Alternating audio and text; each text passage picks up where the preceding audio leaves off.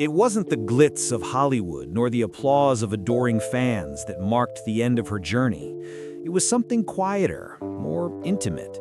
In 2016, Debbie Reynolds passed away just one day after the death of her daughter, Carrie Fisher. A mother, a legend, a heart broken beyond repair. The world gasped, not only at the tragedy, but at the timing. It felt like destiny.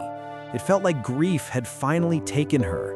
But before she left, at 84, Debbie Reynolds had begun to speak, not with bitterness, but with clarity. She opened up about the betrayal that haunted her for decades, the day her best friend Elizabeth Taylor took her husband. And she shared, for the first time without filters, the complicated love she had for her daughter, Carrie Fisher. A love that was fierce, wounded, and ultimately forgiving. Why did she finally speak out now? What did she carry in silence all those years? And how did it all begin? Long before Debbie Reynolds became a symbol of Hollywood's golden age, she was just Mary Frances Reynolds, a spirited, sharp-witted girl born on April 1, 1932 in El Paso, Texas. Her family was working class and devout, struggling through the Great Depression with little more than faith and resilience. At the age of 7, she moved with her parents and brother to Burbank, California, closer to the lights of Hollywood, though no one could yet imagine how close she would get. Debbie wasn't the girl people expected to become a star. She wasn't born into show business. She didn't possess the smoldering glamour of the era's screen sirens, but she had something else, an undeniable charm, a sparkle that seemed to radiate even in silence. It was that very sparkle that caught the eye of a talent scout during a local beauty contest she hadn't even planned to enter. She won the title of Miss Burbank at age 16 and, along with it, a contract with Warner Brothers. What followed wasn't just a career. It was a transformation. The girl next door with no formal training became a rising star. But what most people never knew was how quickly her world shifted from innocent to overwhelming. Studios dictated her every move, her appearance, her relationships. The warmth she exuded on screen masked a relentless pressure to be perfect, to smile even when breaking inside. Behind the glimmering lights and joyful musical numbers was a young woman adjusting to fame far too quickly. And while audiences saw her as America's sweetheart, they didn't see the price she paid for it. The stolen childhood, the absence of privacy, and the first signs of emotional walls being built. Even then, she learned one rule: never let the audience see you fall. Debbie Reynolds' rise in Hollywood wasn't just swift, it was meteoric. At just 19, she was cast in what would become one of the most iconic musicals of all time, Singin' in the Rain, 1952. Acting opposite Gene Kelly, a seasoned dancer and choreographer, was no small feat, especially for someone who had never danced professionally before. Debbie, determined to prove herself, trained tirelessly. The physical demands of the role pushed her to exhaustion. One rehearsal famously ended with her feet bleeding. But she never complained. She danced through the pain, smiled through the pressure, and emerged not only unscathed, but unforgettable. The film catapulted her to stardom, branding her as the ultimate girl next door, sweet, wholesome, and radiant. But behind the scenes, Debbie was anything but naive. She was keenly aware of how Hollywood crafted personas, and she worked hard to maintain the balance between who she was and who she was expected to be. Throughout the 1950s and early 1960s, she starred in a string of successful films like Tammy and the Bachelor, 1957, whose title song she performed, and which became a chart-topping hit, and The Unsinkable Molly Brown, 1964, which earned her an Academy Award nomination for Best Actress. But her success wasn't confined to the screen. Debbie became a bankable figure in stage performances, Las Vegas residencies, and even television. Her smile became a symbol of resilience, especially in times when her private life was anything but peaceful. The public adored her, but the Hollywood machine wasn't always kind. Studios controlled her image, offering roles that reinforced her innocence, but rarely allowed her to explore more complex or darker characters. She longed for depth, for roles that mirrored the internal struggles she was beginning to face. Then came the storm. In 1955, Debbie married Eddie Fisher, singer and actor. Together they became Hollywood royalty, a golden couple that lit up red carpets and magazine covers. With the birth of their daughter Carrie Fisher and later their son Todd, it appeared that Debbie had it all: a flourishing career, a perfect family, and a husband beloved by the nation. But appearances were deceiving. In 1958, tragedy struck when Elizabeth Taylor, Debbie's close friend, lost her husband, producer Mike Todd, in a plane crash. Debbie, ever compassionate, extended support. What she didn't know was that in the shadows of grief, something else was brewing. Her husband, Eddie, was slipping into Elizabeth's arms. When the scandal broke in 1959, it shattered Hollywood's illusion of purity and friendship. Eddie Fisher had left Debbie Reynolds to marry Elizabeth Taylor. It wasn't just a love triangle, it was a betrayal so public, so humiliating, it dominated headlines for months. Debbie, who had always played the loyal wife and cheerful heroine, suddenly became a real-life tragedy. But she never lost her poise. While tabloids feasted, Debbie carried on. She raised her children. She kept working. She smiled on stage even when her heart was fractured. The public, surprisingly, rallied behind her. For once, she wasn't playing a role, she was the wounded woman who refused to crumble. It was during this period that Debbie's image matured. She wasn't just America's sweetheart, she was America's survivor. As years passed, she continued to work, even when the industry seemed to forget women of a certain age. She diversified, opening a dance studio, collecting Hollywood memorabilia, and even filing for bankruptcy and rebuilding from scratch. No longer just the ingenue, she became a matriarch of old Hollywood, preserving not only her own legacy, but the legacy of an entire era. But as her professional life expanded, so too did the cracks in her personal life. The betrayal by Eddie and Elizabeth never truly healed, and though she would later reconcile with Taylor, the scars never faded. They simply faded from view. For the world, Debbie Reynolds embodied strength. But privately, her heart bore the deep and enduring weight of betrayal, disappointment, and longing for love that stayed, for a partner who wouldn't vanish. Her first marriage to Eddie Fisher had been built in the spotlight, but its collapse happened under the harshest glare imaginable. When Eddie left her for Elizabeth Taylor, Debbie wasn't just losing a husband, she was losing a best friend, a sense of safety, and the very narrative she thought her life was following. She later admitted that the betrayal cut so deeply, not only because of the scandal, but because of how utterly alone she had felt, trying to hold a family together with 2 small children and a broken public image. Still, Debbie never allowed the pain to consume her publicly. She moved forward, not necessarily healed, but determined. In 1960, she married again, this time to businessman Harry Carl. From the outside, it seemed a sensible move, a grounded man, outside the treacherous Hollywood machine.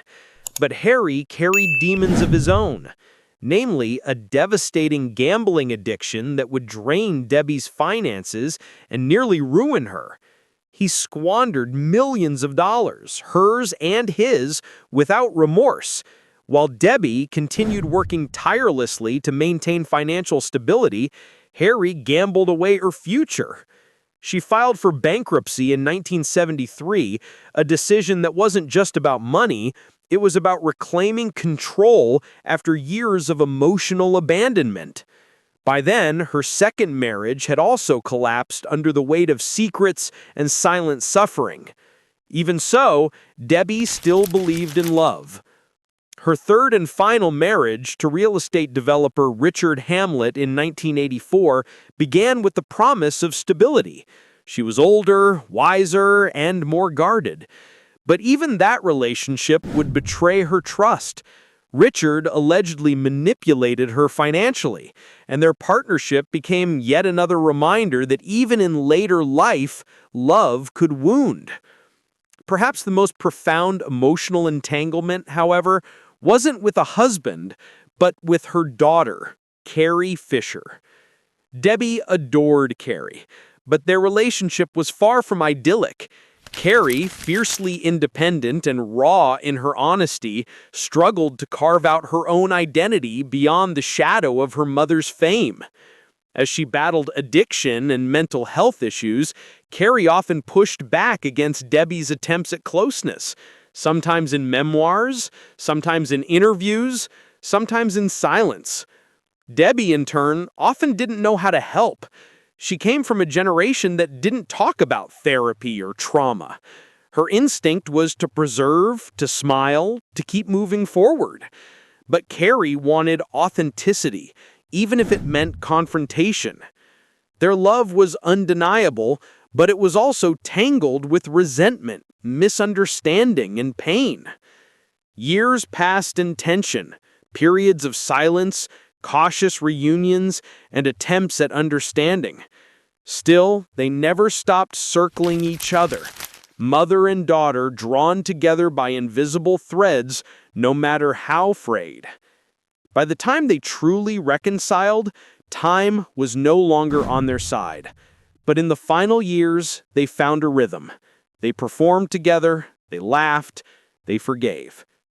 Carrie once said, "We've finally reached a point where we accept each other, not as mother and daughter, but as two women who have lived very different lives in a very public world." And perhaps that was the truest form of love they could find. One shaped not by perfection, but by survival. In the final decade of her life, Debbie Reynolds began to speak more openly, not with anger, but with a kind of weary honesty that only comes from surviving wave after wave of personal heartbreak. At 84, she no longer needed to uphold the Hollywood mask. Instead, she began to unveil the truth behind the carefully curated smile that had defined her for so long. One of her most startling confessions came in an interview where she was asked, again, about Elizabeth Taylor.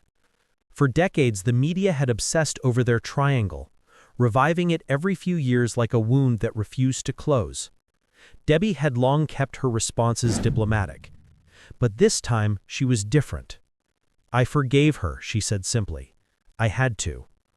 She spoke of the betrayal not with spite, but with reflection. Debbie revealed that what hurt her the most wasn't just Eddie's infidelity or Elizabeth's complicity. It was the public unraveling of a friendship she had once cherished and the humiliation of trying to keep a family together when she was the only one trying. What she had never admitted publicly was the depth of her loneliness during that time, the feeling of being publicly abandoned by both her husband and her friend. And yet, in a remarkable act of grace, she disclosed how she and Elizabeth eventually reconciled. Years later, aboard the same cruise ship by coincidence, they ran into each other.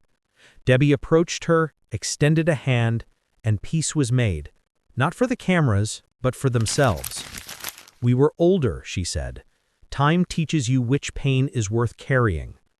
But perhaps the more personal and painful truth came when she began to talk, candidly, about her relationship with Carrie. In her final memoir, Unsinkable, Debbie confessed how often she had felt helpless watching her daughter spiral into addiction and mental illness. She described moments of screaming matches, months of silence, and the aching uncertainty of not knowing whether her child would live through the year. What few knew was that Debbie often blamed herself, not for Carrie's choices, but for not knowing how to help. In the book, she wrote, "I wanted to fix her pain with love, but love doesn't fix everything, and I didn't know that soon enough." In private conversations, she revealed how she struggled with guilt, believing that her fame, her absences, her inability to fully understand Carrie's battles had created a chasm between them. And yet, there was also healing. In their final years, through public appearances and private reconciliations, mother and daughter began to meet each other not as roles, but as women. They began, at last, to tell each other the truth. And in one of their last interviews together, Carrie, with her usual dry humor, said, "We're finally friends now that we're too old to fight." Debbie smiled, her eyes misty, and added, "We're survivors." In the years after the betrayals, after the bankruptcies, after the estrangements and reconciliations, Debbie Reynolds didn't disappear. She transformed. No longer just the bright-eyed girl from Singin' in the Rain, she became something more enduring, a keeper of history, a guardian of Hollywood's memory, and a woman who had finally learned how to live with her scars. She kept performing well into her 70s and 80s, not because she needed the fame, but because the stage was where she felt most herself. Whether it was in Las Vegas, on Broadway, or in small theaters across America, Debbie continued to sing, to laugh, and to tell her story. Audiences didn't come just to see the star, they came to see the survivor, and she gave them everything she had. Behind the scenes, Debbie became a relentless archivist. She had watched with sadness as Hollywood discarded its past, the costumes, the props, the relics of a golden age. She began collecting, preserving, and cataloging everything she could. Her dream was to open a Hollywood museum, a sanctuary for the artistry and grandeur that defined her era. Though financial obstacles often stood in her way, she remained devoted. In her heart, this was a mission of love, one final gift to the industry that had both elevated and wounded her. But perhaps her greatest focus in those final years was rebuilding something more fragile, the bond with her daughter. Carrie Fisher had found her own voice, fierce, funny, and unflinchingly honest. She had become a writer of biting wit and raw vulnerability, exposing the unpolished truths of mental illness, addiction, and fame. And while that honesty often left Debbie vulnerable, turned into a character in her daughter's stories, it also opened a door. Together, they began performing a stage show called Wishful Drinking, part memoir, part comedy, part therapy. It wasn't always comfortable, but it was real. And in those moments on stage, the audience witnessed something rare. A mother and daughter, both bruised by life, still standing beside each other. They had come full circle. No longer trapped by expectations, they learned to exist as equals. In interviews, Carrie spoke of admiration. Debbie spoke of pride. And both spoke of love, messy, unfiltered, but enduring. Yet, even as the bond was healing, time was slipping away. In her last public appearances, Debbie seemed more fragile. Physically, yes, but emotionally too. As if something heavy still rested on her chest, something she had long held but never fully released. Friends noticed it. So did Carrie. On December 27, 2016, when news broke that Carrie Fisher had suffered a massive heart attack and passed away, the world grieved the loss of a woman who had turned pain into poetry. But no one could have imagined what would follow. Just one day later, while planning her daughter's funeral, Debbie Reynolds collapsed. Her final words, according to her son Todd, were heartbreakingly simple. "I want to be with Carrie." And just like that, she was gone. Some called it poetic, others called it tragic. But those who knew Debbie understood. This was a love too powerful to be undone by time. The bond that had taken a lifetime to repair was now eternal. She had survived betrayal, heartbreak, and the unforgiving spotlight. But in the end, it was love, complicated, painful, and unbreakable, that defined her. She didn't die of sadness. She died of completion. They say some stories end not with silence, but with echoes of laughter once shared, of songs once sung, of love once broken and finally made whole. In her final years, Debbie Reynolds did not seek revenge, nor did she crave sympathy. What she longed for was peace, with her past, with her daughter, with herself. And in the end, she found it. In the quiet truth of forgiveness, in the soft murmur of reconciliation, and in the final breath that followed her daughter into the unknown. She once said, "You don't get over things, you just carry them differently." And perhaps that was her greatest legacy. Not the films, not the fame, but the strength to keep carrying what was once too heavy to hold. She danced through pain. She laughed through sorrow. And when the curtain finally fell, she left with grace, just like she always had.